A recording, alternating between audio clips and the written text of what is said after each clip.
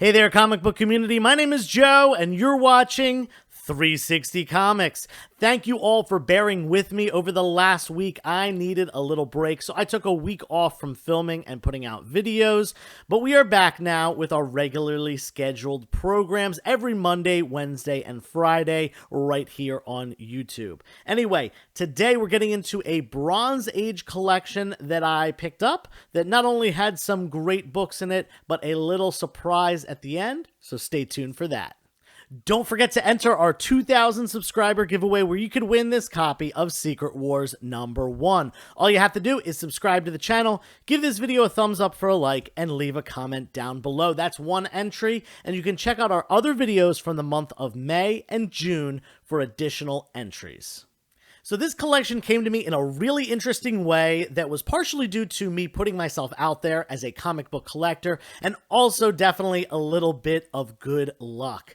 I was at a flea market, and I had already picked up some comic books at this flea market, and I was holding them in a way so that if someone looked at me, they would see I was holding comic books, and I purposefully put a Spider-Man book on the outside because that is a really recognizable character, and there would be no doubt in someone's mind that, that person is holding a comic book and is probably a fan of comic books. Now, I mostly did this to, walk around and speak with the dealers and ask if they had anything comic book related, but I actually had, this wasn't one of the vendors, this was just a random guy at the flea market come up to me and said, are you into comic books? And I said, yeah, I buy comic books, I sell comic books, I collect comic books, all that stuff.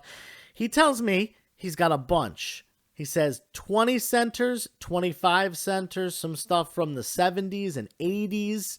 And he says they're all in good condition. And, you never know what to think about when people say that, because if it's someone that knows comics, sure, they might be telling the truth and they might be in really nice condition, but they might be also exaggerating. And if they don't know about comics, honestly, I've seen people say that books are high grade and they're like a 5. So it's all, you got to take things with a grain of salt.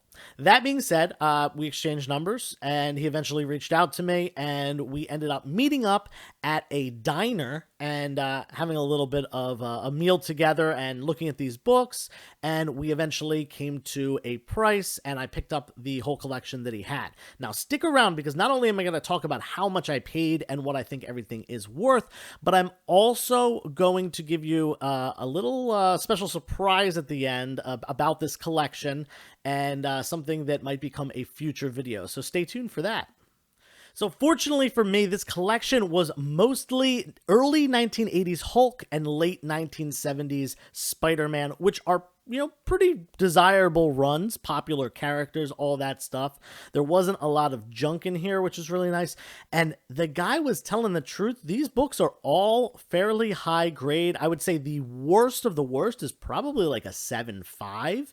And the best of the best is, quite possibly a couple books in here are candidates for the 9.6, 9.8, which is great for books that are 40, 45 years old at this point. Anyway, first off, we've got The Incredible Hulk, number 258. This is the first appearance of these Soviet super soldiers, probably most notably Ursa Major, who had a little cameo appearance in Black Widow. Who knows if the character will ever show up again or anything like that, but just a great 80s Hulk cover, and an intro to some new characters that might end up playing more of a role later on. Then we've got Incredible Hulk 265, another introduction of a team. This time it's the Rangers. This is a Western themed team of superhumans. We've got Red Wolf and the original Ghost Rider, who I think became the Phantom Rider, if I remember correctly. The guy on the horse, not a huge key, but a really nice high-grade copy nonetheless. Then we're skipping up to Hulk 272 here. This is not only the third appearance of Rocket Raccoon, but more importantly, the first time that Bruce Banner intentionally transforms into the Hulk.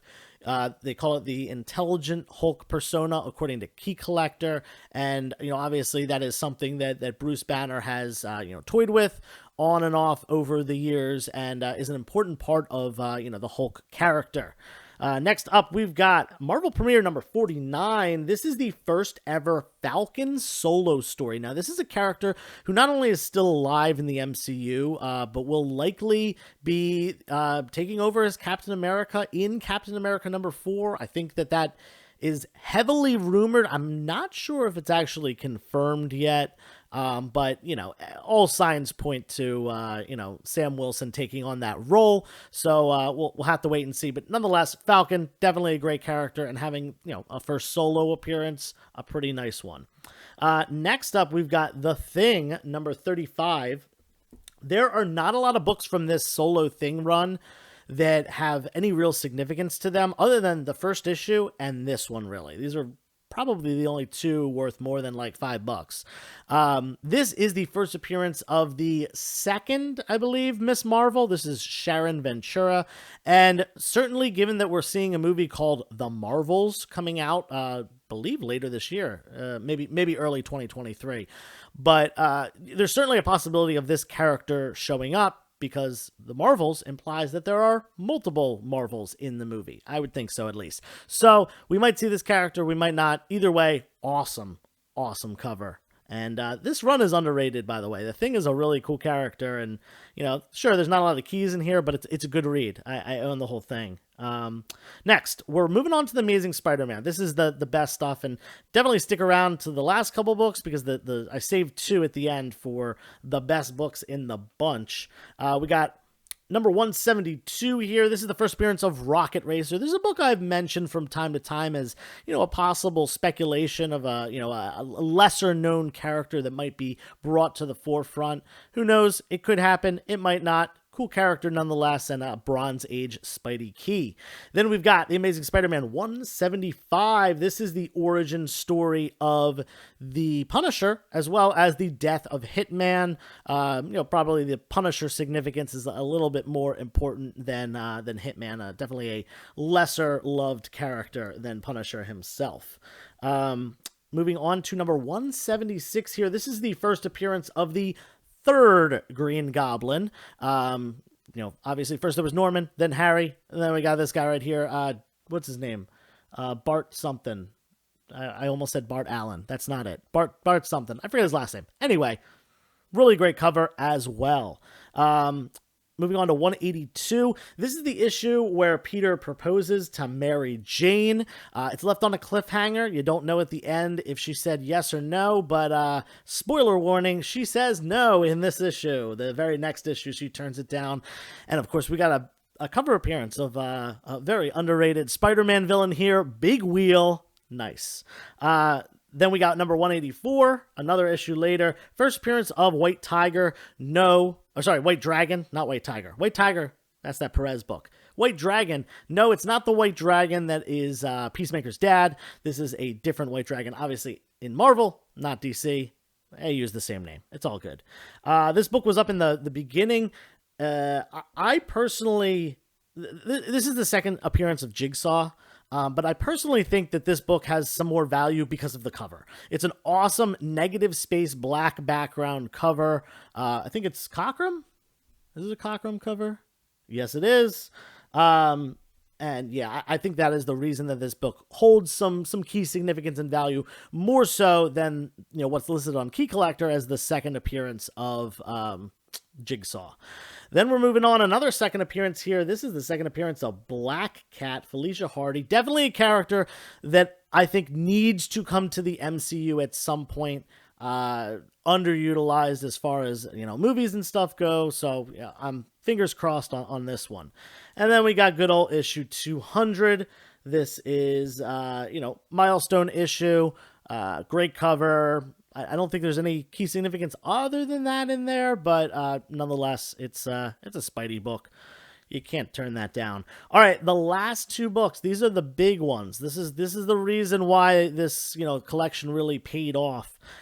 We've got the Incredible Hulk number 271. This is the second ever appearance, but first comic book appearance of Rocket Raccoon. Or is he? There he is. Rocket Raccoon, right on the cover. Great cover appearance. Yeah, he first appeared in a magazine. I think it was Marvel Preview. I want to say 7, but I could be totally off on that. That's the number that's coming to mind. He first appeared in a magazine. A lot of people, if someone appears in a magazine or a graphic novel or something like that, people will gravitate to the first comic book appearance instead. You see that for some characters like this one, this is a very expensive book, but where you see like New Mutants, they first appeared in a graphic novel. The graphic novel's worth a lot more than New Mutants #1, which I'm not really sure why that is, but it is what it is.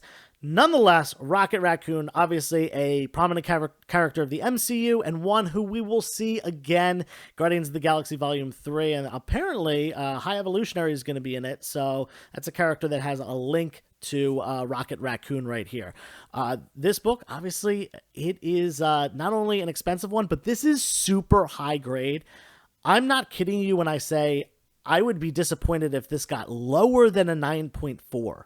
I really think this is 9.4 to 9.6 range, possibly even a 9.8. There's one spine tick, and it's on the white cover, so you really can't tell if it's, color breaking or how bad it is, because it color breaks to white, but it's white anyway. So I have to, look it over a little bit more closely, but this is a potentially very, very nice high grade copy. A 9.8 is worth quite a bit of money, about $1,500.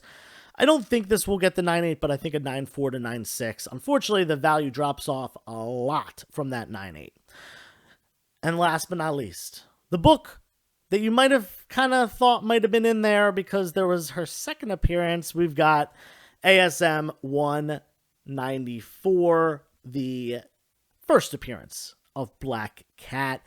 Classic cover, monumental character in Spider-Man lore, and, a really tough book as well to get in high grade because of the black cover. This is one of the lower grade books that was in this collection. Like I said, everything's probably like a 7.5 plus. This one is probably like in the 7.5 to 8.0 range, but that's still, once graded, a 7.5 is like a $400 book, maybe $450. I actually own a 7.5 slabbed, and I paid just under $400 for it a couple months ago. Nonetheless, this is awesome. Definitely going to send this one out as well as the other one, the Rocket Raccoon book, to get graded. And there's a couple more, not just keys, but also filler issues that are just really, really high grade ASM filler issues that I'd like to see in a slab because, they're 9.6, 9.8 worthy. That being said, what is the number I paid on this? I'll give you 5 seconds. I like that Gary does that, so I'm stealing that from him. Think about the number, and I'm going to tell you right now, I paid $280 for all of these books. Now, you're probably saying, yeah, this is worth more than $280, and this is worth, probably somewhere around there. I got a good deal. I asked him kind of what he wanted, and he was around 300, and I kind of was like, that's a pretty decent price, but a lot of this stuff I'm gonna have to press and clean and send off, and he kind of understood. He was like willing to go down a little bit. I couldn't get him down to like 250, which is kind of where I wanted to be, but 280, I am more than fine with that. It was a great buy, and there was a bunch, like I said, of filler issues as well. Not a whole lot. This is like, a big chunk of the collection. There was probably another like 20 to 30 just filler issues, mostly Hulk and ASM. That being said, I think everything in total probably worth, right in the range of about $1,000, given the conditions and everything like that. Maybe even more. Obviously I could attain more once grading things, but like in the state that they're in now, ungraded, without putting more money into the process, I think about $1,000 sounds right. That being said, kind of tripled up my money there, a little bit better than that. And not only that, like I said, I was going to tell you something very interesting, a little surprise at the end. We shook, I paid him, and he said, this was a little test. And I kind of looked at him like, what do you mean?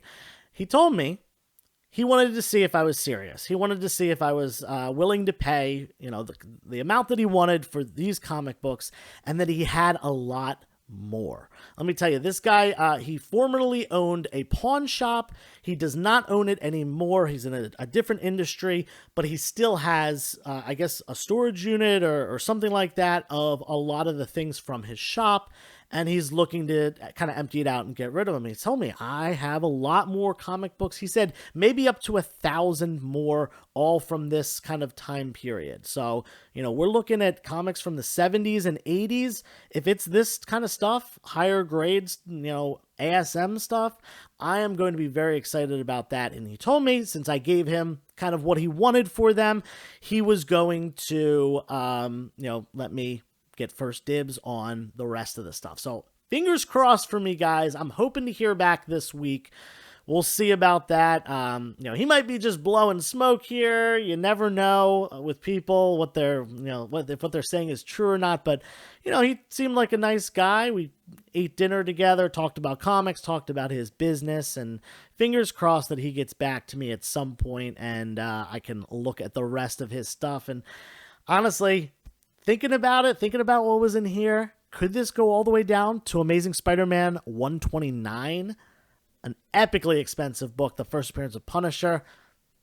Let's hope. Let's hope, and let's hope that I can get that kind of stuff for a good price. He did say he has things that are older and better than what's in here. He just wanted to kind of test the waters with me.